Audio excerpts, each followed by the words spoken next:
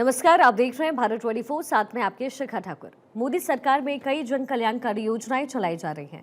इन योजनाओं को लेकर के देश के मुसलमानों का क्या है सियासी मूड? प्रधानमंत्री मोदी के सबका साथ सबका विकास से कितने प्रभावित हैं मुस्लिम मतदाता?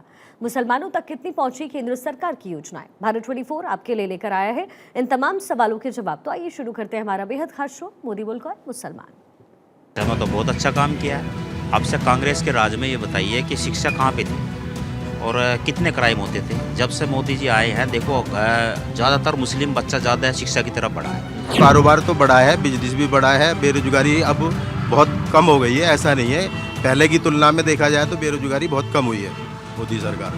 मतलब सबसे पहले तो मैं इस भारत 24 को बधाई दूंगा कि इतना अच्छा आपने एक स्लोगन बनाया है, मोदी मुल्क और मुसलमान। आज भारत का मुसलमान मोदी जी के कुशल नेतृत्व में बहुत खुश है। नमस्कार, मैं हूं गौरव मिश्रा। मोदी मुल्क मुसलमान जो लगातार हम हर जगह से आपको दिखा रहे हैं। आज मेरी मौजूदगी है दिल्ली के मुस्तफ़ाबाद में। मुस्तफ़ाबाद वो एरिया है जहां पर बड़े पैमाने पर मुस्लिम आबादी है और तमाम लोग जो है वो यहां पे रहते हैं। आज मोदी मुल्क मुसलमान में हम बातचीत करेंगे कि दरअसल राजधानी दिल्ली में मुस्तफ़ाबाद में जो मुस्लिम वर्ग है वो क्या सोच रखता है, क्योंकि अब राजधानी दिल्ली में चुनाव का जो दौर है वो शुरू हो चुका है और तमाम पार्टियां मैदान में हैं। रोज सभाएं हो रही हैं, रोज डोर टू डोर लोग जा रहे हैं, कुछ मुस्लिम समाज के लोग हैं। ये सबसे बड़ा सवाल ये है, खास करके अगर हम मोदी मुल्क मुसलमान की बात करें, किस तरीके के महत्वपूर्ण वो फैसले जो सरकार लगता है कि मुस्लिम समाज के लिए किया है, कैसे देखते हैं आप? बस सबसे पहले तो मैं इस भारत 24 को बधाई दूंगा कि इतना अच्छा आपने एक स्लोगन बनाया है, मोदी मुल्क और मुसलमान। आज भारत का मुसलमान मोदी जी के कुशल नेतृत्व में बहुत खुश है, क्योंकि अभी जो भी कार्यक्रम हुए हैं उन कार्यक्रमों में कहीं ना कहीं मुस्लिम्स को उसका बेनिफिट मिला है। जैसे मान लीजिए ट्रिपल तलाक है, उससे हिंदू भाइयों को कोई फ़ायदा नहीं था, पर चूंकि मुस्लिम समाज बहन बेटियों की तरफ से त्रस्त था। मैं बाप बन के जब सोचता हूँ तो लगता है कि फ़ैसला बहुत अच्छा है। मैं पति बन के ये क्यों सोचता हूँ कि वो बेटी को तलाक का मसला सामने आना चाहिए। तो ये जो बहुत बड़ा फैसला लिया है मोदी जी ने, हम उससे सहमत हैं और तमाम देश का मुसलमान उससे सहमत है। और ख़ासकर बहनों को ये न्याय मिला है, उसके लिए मोदी जैसे भाई को बहुत बधाई और उनका धन्यवाद भी करते हैं हम लोग। कुछ लोग कहते हैं ट्रिपल तलाक का जो निर्णय था सरकार ने थोप दिया। इस तरीके के निर्णय लेने से बहुत ज़्यादा संख्या में जो मुस्लिम लोग हैं वो नाराज़ भी सरकार से चल रहे थे। ऐसा दिल्ली में भी है क्या? नहीं, ऐसा कुछ नहीं है, क्योंकि हमारी जो अरेबिक कंट्रियाँ हैं, इस्लामिक देश हैं, वहाँ ट्रिपल तलाक ऑलरेडी बैन था।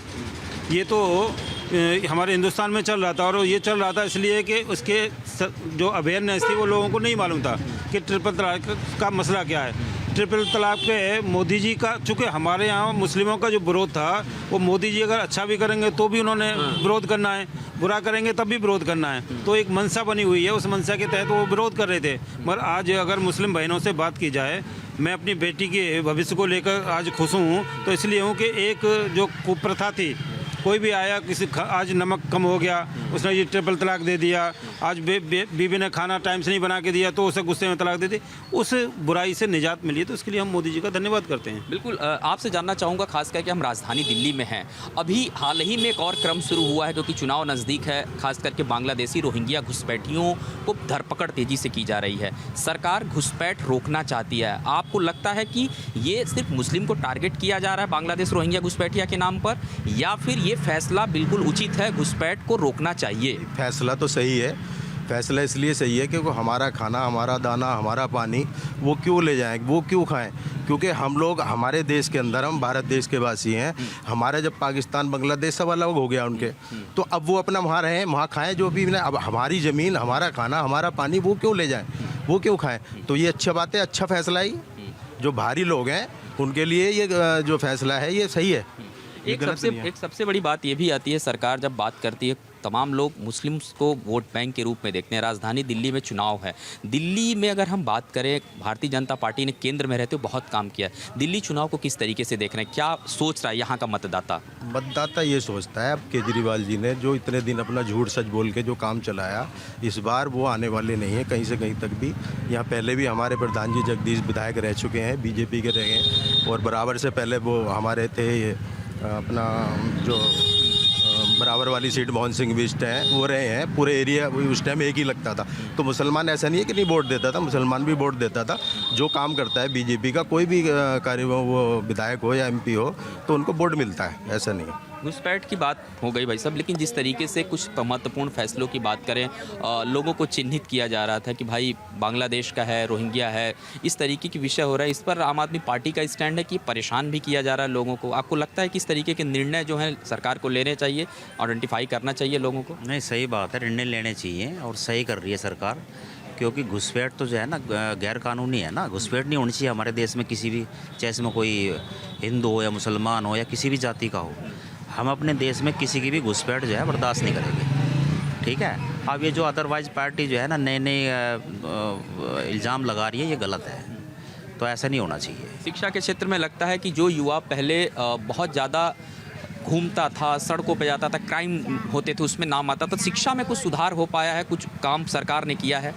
नहीं, शिक्षा में तो बहुत अच्छा काम किया है। अब से कांग्रेस के राज में ये बताइए कि शिक्षा कहाँ पे थी और कितने क्राइम होते थे। जब से मोदी जी आए हैं देखो ज़्यादातर मुस्लिम बच्चा ज़्यादा शिक्षा की तरफ बढ़ा है, बेटियां भी बढ़ी हैं।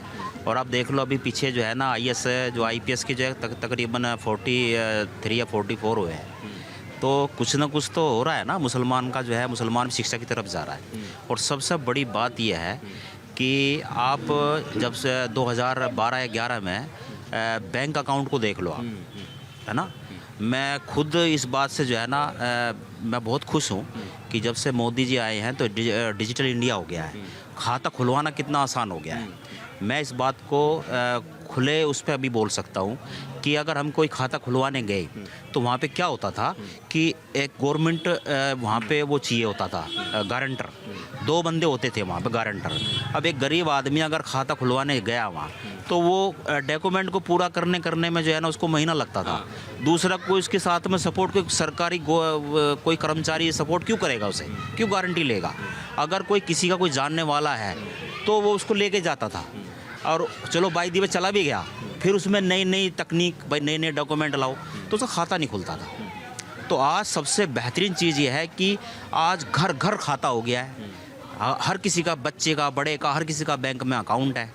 तो ये बहुत बड़ा जो है ना एक बहुत बड़ा काम कर दिया है मोदी जी ने। जानना चाहूँगा, जब हम बात करते हैं खास करके कुछ महत्वपूर्ण मुद्दे भी, हज की अगर हम बात करें, पहले की सरकारें रहीं और अब की सरकारें, जिस तरीके से सिस्टम को पूरा सही करने का सरकार ने काम किया, कैसा देख रहे हैं अब जब आप लोग बात करते हैं, लोगों से मिलते हैं, क्या फीडबैक है सरकार का?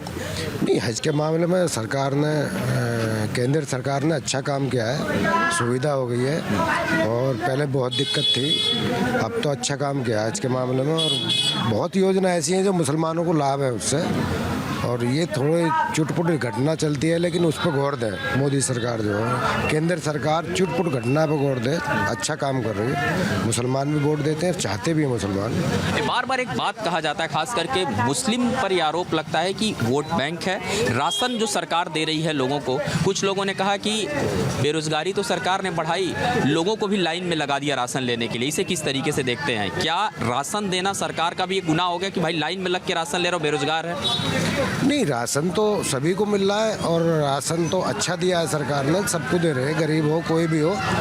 मुस्लिम कम्युनिटी की मैं बात करूं तो जो युवा कल तक अशिक्षित थे, घूमते थे, लगता है कि रोजगार के साथ जुड़े हैं और अब आने वाले दिनों में रोजगार के अवसर और बढ़ाना चाहिए, खास करके मुस्लिम कम्युनिटी के लिए। मुसलमान अब पढ़ रहा है, लिख रहा है, अच्छा स्वस्थ है, कारोबार में भी अब बढ़ रहा है। ऐसा नहीं है कि मोदी जी के राज में, क्योंकि काम तो सबको मिला है। अब जो नहीं करना चाहता है काम तो उसके लिए तो है नहीं तो कारोबार तो बढ़ा है, बिजनेस भी बढ़ा है, बेरोजगारी अब बहुत कम हो गई है। ऐसा नहीं है, पहले की तुलना में देखा जाए तो बेरोजगारी बहुत कम हुई है मोदी सरकार में, पहले ज़्यादा थी। अब हम कांग्रेस की सरकारें देखें, हमने देखा अपना बचपना, क्या कमाई थी, आदमी क्या खाता था, क्या पीता था, सबके पास सब कुछ है। आज घर भी है, मकान भी है, अपना लोग अपना अच्छी तरीके से पढ़ा लिखा रहे हैं, अपने बच्चों को शिक्षित बना रहे हैं। कोई भी बच्चा आज मुसलमानों में ऐसा नहीं मिलेगा जो ना पढ़ रहा हो, सब पढ़ रहे हैं। नौकरी भी मिल रही है मुसलमान बच्चों को जो है ना। पहले क्या होता था, एक तो सोशल मीडिया नहीं थी इतनी, ठीक है, तो लोगों को इन्फॉर्मेशन नहीं मिलती थी, तो बेरोजगारी तो पहले ही बहुत थी। अब जो है सोशल मीडिया का दौर है, आज जो है ना देख रहे हैं बच्चे पढ़ रहे हैं, ख़ास तौर पर मुसलमान के बच्चियाँ पढ़ रही हैं और हर साल वैकेंसियाँ निकलती हैं। वैकेंसी निकलती हैं, बच्चे जो मेहनत से पढ़ेगा, जो एग्ज़ाम निकालेगा, उसको नौकरी मिलती है। तो वहाँ पे कोई ये चिट नहीं लगी हुई कि हाँ मुसलमान के बच्चे को नौकरी मिलेगी या हिंदू के बच्चे को नौकरी मिलेगी या कोई पिछड़ी जाति के बच्चे को नौकरी मिलेगी, ऐसा नहीं है। जो बच्चा एग्ज़ाम निकालता है उसके बच्चे को नौकरी मिलती है।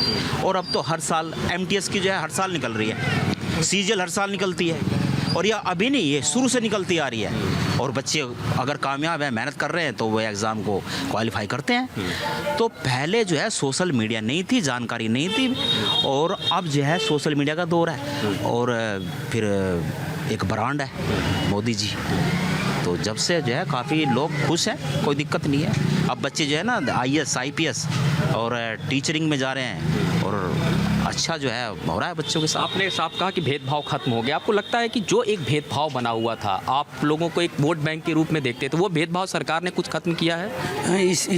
ये तो है, भेदभाव खत्म हो चुका है, उतनी नहीं है पहले इस तरह। रोज़गार की बात करें, कुछ लोग तो यहाँ व्यवसाय भी करते हैं इस क्षेत्र में, कुछ दिक्कतें इसमें आती, कुछ परेशानी, या फिर सब ठीक चल रहा है अभी, और या सुधार करने की ज़रूरत है? अभी और सुधार करने बेहतर ज़रूरत और है। सुधार हुआ है लेकिन और सुधार हो बेहतर रहेगा। आप सरकार से कुछ अपील करना चाहते हैं, किस जगह पे सुधार हो, किस क्षेत्र में सुधार हो, कोई ऐसी अपील? सबसे अव्वल दर्जा तो शिक्षा होता है, शिक्षा में बेहतर सुधार हो। अगर आदमी के पास इल्म होगा, शिक्षा होगा, तो सब चीज़ में बेहतर हो जाएगा जी।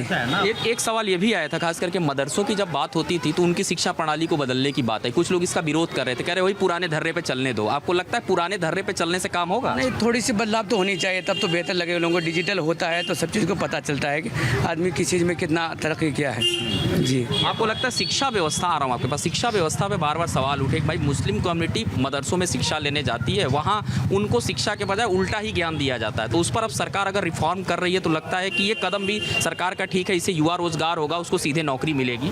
नहीं, सरकार ने ये तो कराया कि कंप्यूटर वगैरह दिए हैं मदरसों में, और मदरसों में भी गौर दे रही है। वहाँ एक इस्लामिक पढ़ाई जाती है, उर्दू है, अरबी है, हिंदी भी है, इंग्लिश भी है। अब मदरसों में चल गया है, हिंदी भी चल रही है, इंग्लिश भी चल रही है, मदरसे से इंटर करके भी निकल रहे हैं, BMS भी है मदरसों में। और सरकार ने सहयोग करा है, कंप्यूटर वगैरह दिए हैं, इसलिए तरक्की हुई है, मदरसों में भी तरक्की हुई है।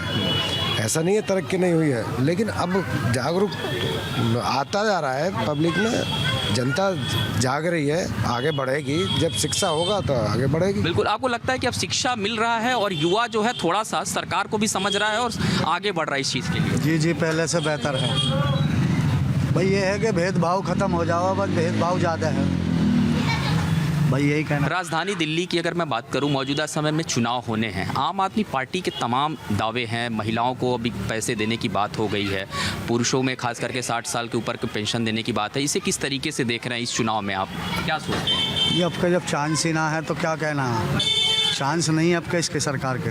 आपकी चांस नहीं? नहीं, पहले वाला हिसाब ना आना। अरविंद केजरीवाल ने कुछ काम किया मुस्तफाबाद के लिए? कुछ काम नहीं किया। बिल्कुल। हाजी यूनुस विधायक थे यहाँ, उन्होंने कोई काम नहीं किया, इसीलिए टिकट भी कटा उनका। और अब के तो मुस्लिमों में झाड़ू वाले का, आम पार्टी का कुछ नहीं है। बिल्कुल, नाराज़गी यानी कि है। एक सवाल और है कि इन दिनों बड़ा खास करके मंदिर मस्जिद का विषय चल रहा है। संभल की अगर मैं बात करूं तो संभल में कई जगहों पर पुराने जगहों पर खुदाई हुई तो शिवाला निकला, शिवलिंग निकली। किस तरीके से इसे देखते हैं? अब तो मोहन भागवत का भी इस पर बयान आया, मुस्लिम समाज उनके बयान पे क्या सोचता है? देखिए, श्री मोहन भागवत जी ने जो बयान दिया है वो देश को जोड़ने वाला बयान दिया है, और उन्होंने तय कर दिया है कि ये जो हर मस्जिद के नीचे मंदिर या उस तरह की चीज़ें देखना बंद करो। देश जब तरक्की करेगा तब सभी समुदाय, जाति, पंथ, मजहब के लोग मिलकर चलेंगे। अब 2014 से सरकार आई और आते ही देश के प्रधान सेवक ने एक बात कही कि मैं हिंदुस्तान के मुसलमान के एक हाथ में कलाम पाक और दूसरे हाथ में लैपटॉप देखना चाहता हूँ। तो कौन व्यक्ति है उस आदमी से नफरत करेगा जो आदमी उस जाति, पंथ, मजहब का हिमायत करता हो? और ऐसा उन्होंने किया भी। अगर हम आधुनिक शिक्षा की बात करें तो उन्होंने ये नहीं कहा कि कलाम पाक, जब सबसे पहला काम उन्होंने यही कहा था कि एक हाथ में लैपटॉप और दूसरे हाथ में कलाम पाक। तो जब कलाम पाक की बात आती है तो उन्होंने मदरसों को बंद करने की तो कोई बात ही नहीं कही। उन्होंने ये ज़रूर कहा कि इस शिक्षा को थोड़ा मॉडर्नाइज करिए। एक हमारा तालीम याफ्ता बंदा हाफिज है और वो उंगली करके ये पूछे कि कितने नंबर बस जा रही है, तो ये हमारे हिंदुस्तान के मुस्लिम समाज के लिए शर्मिंदगी की बात थी। क्योंकि आप सल्लल्लाहु के टाइम से कहा गया कि इल्म के लिए अगर चीन भी जाना पड़े तो आप चीन तक जाइए, तो चीन में कोई कलाम पाक तो नहीं पढ़ाई जा रही थी।